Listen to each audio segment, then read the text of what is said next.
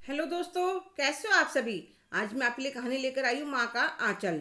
आज दमयंती जी अपने कमरे में बार बार चक्कर काट रही थी। वह बहुत बेचैन हो रही थी अपनी नातिन रूही के लिए। वह 3 महीने की जो उनकी बेटी का हंसता खेलता परिवार था। नमिता और राजीव की लव मैरिज से दोनों आपस में बहुत प्यार करते थे। एक दूसरे से शादी के 3 साल बाद नमिता माँ बनने वाली थी। सब सही चल रहा था, सब इंतजार कर रहे थे कब शुभ घड़ी आएगी और बच्चे की किलकारियाँ सुनने को मिलेंगी। एक दिन नमिता का चाय पीने का मन कर रहा था। उस दिन सासू माँ को किसी जरूरी काम से 1 घंटे के लिए घर से बाहर जाना पड़ा। नहीं तो वे इस समय अपनी बहू को अकेला छोड़कर कहीं नहीं जाती थी।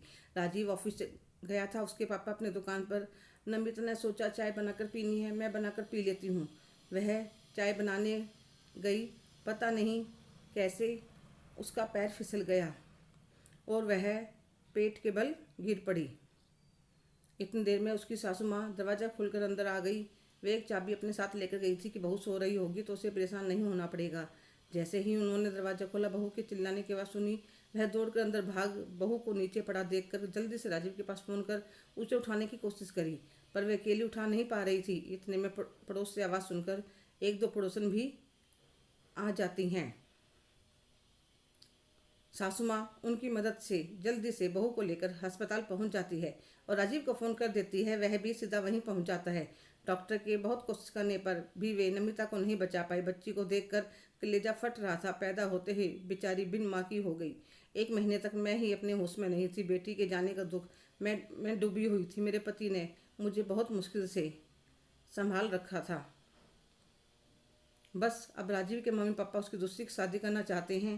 कहने लगे पूरी ज़िंदगी पड़ी है, छोटी बच्ची है, अकेले कैसे रहेगा। राजीव शादी करने के लिए तैयार नहीं था कि पता नहीं आने वाली बच्ची को संभालेगी या नहीं। सुतेली माँ के नाम से दमयंती जी का कलेजा था। उन्हें कुछ समझ नहीं आ रहा था वह क्या कर सकती हैं। इतनी देर में पूजा उनके लिए खाना लेकर आ जाती है। पूजा मेरे पति के चचेरे भाई की बेटी है। पूजा और उसकी छोटी बहन स्वीटी और उसके पापा हमारे ही घर में ऊपर छत पर रहते हैं। बहुत गरीब है बेचारे, इसलिए उनके भाई ने यहाँ पर बुला लिया था। वह मेरे पति के साथ दुकान पर हेल्प करवा देते थे और पूजा घर में मेरे साथ। स्वीटी पढ़ाई करने लग रही थी। बहुत ही प्यारी बच्ची थी। एकदम से मेरे दिमाग में आया कोई और लड़की तो रूही को माँ की ममता दे न दे, पर पूजा तो दे ही सकती है। नमिता इसकी बहन थी, सगी नहीं थी, फिर भी दोनों में आपस में बहुत प्यार था। पर कैसे कहूँ बेगानी बच्ची से, इसके भी तो अपने सपने होंगे। पर क्या करूँ, मुझे भी रूही की चिंता हो रही थी, उसके भी भविष्य का सवाल था। तो पूजा कहने लगी, ताई जी आप क्या सोच रहे हो। कुछ नहीं, रूही के बारे में सोच रही हूँ। राजीव के घर वाले उसकी दूसरी शादी करने के लिए कह रहे हैं। जो आएगी पता नहीं कैसा स्वभाव होगा, रूही को अपना पाएगी या नहीं। क्यों नहीं प्यार करेगी ताई जी। जब उसे पहले पता हुआ कि राजीव जी की एक बच्ची और इतना अच्छा परिवार है तो वह क्यों परेशान करेगी छोटी बच्ची को। पूजा, एक बात कहूँ तुमसे। हाँ कहिए ना ताई जी। क्या तुम मेरी रूही की माँ बनोगी। मैं, ताई जी। पूजा बेटा, मैं सिर्फ तुमसे पूछ रही हूँ, कोई ज़बरदस्ती नहीं है। 1-2 दिन सोच लो। तुम उसकी मौसी हो, मौसी यानी माँ जैसी। वह तुम्हारी बहन की बेटी है। जो प्यार तुम दे सकती हो और कोई नहीं दे सकता, पर कोई ज़बरदस्ती नहीं है। 2-4 दिन सोच लो, समझ लो, जो तुम्हारा मन हो वही जवाब देना। पूजा वहाँ से चली जाती है। अगले दिन सुबह राजीव 1 हफ्ते के लिए रूही को दमयंती जी के पास छोड़ जाता है। मम्मी जी, मम्मी के बुखार हुआ है, कहीं रूही के भी ना हो जाए, इसलिए आप 2-4 दिन इसको संभाल लीजिए। और चला जाता है। इतनी देर में पूजा भी आ जाती है। अरे रूही, यहाँ पर राजीव की मम्मी के बुखार था इसलिए यहाँ पर छोड़ गया है। तो पूजा उसे गोद में लेकर खिलाने लगती है। तो रूही भी हंसने लगती है। 1 हफ्ते में पूजा को रूही से लगाव हो जाता है।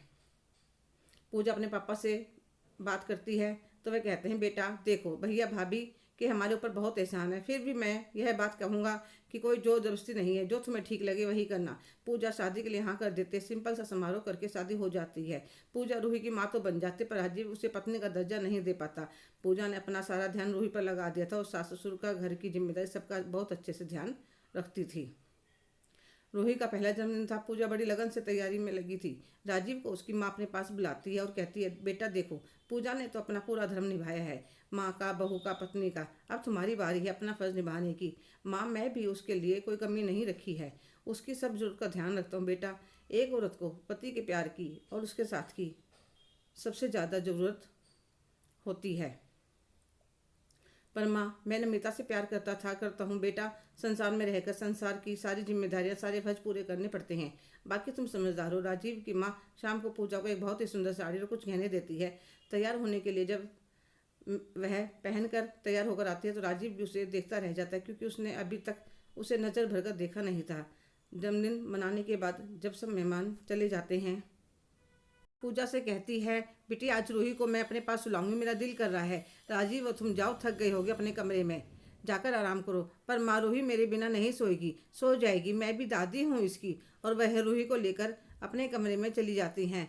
राजीव और पूजा अपने कमरे में आ जाते हैं तो राजीव कहता है, पूजा तुम मुझसे नाराज हो? नहीं राजीव जी, मुझे पता है आप नमिता दीदी से बहुत प्यार करते थे और मैंने यह शादी सिर्फ रूही के लिए करी थी। पर अब हम पति पत्नी हैं पूजा, और मैं तुम्हें दुनिया की सारी खुशियाँ सुख देना चाहता हूँ। तुम एक अच्छी पत्नी और माँ बन गई, पर मैं ही एक अच्छा पति नहीं बन पाया। ऐसा कुछ नहीं है राजीव जी। तो राजीव धीरे धीरे पूजा के पास आने लगता है और उसे अपने सीने से लगा लेता है। दोनों के बीच की सारी दूरियां मिट जाती है। हेलो दोस्तों, कैसे हो आप सभी? आज की कहानी आपको कैसी लगी कमेंट करके ज़रूर बताइएगा। अगर आप मेरे चैनल पर नए हैं तो प्लीज़ लाइक, शेयर, सब्सक्राइब करना ना भूलें। धन्यवाद।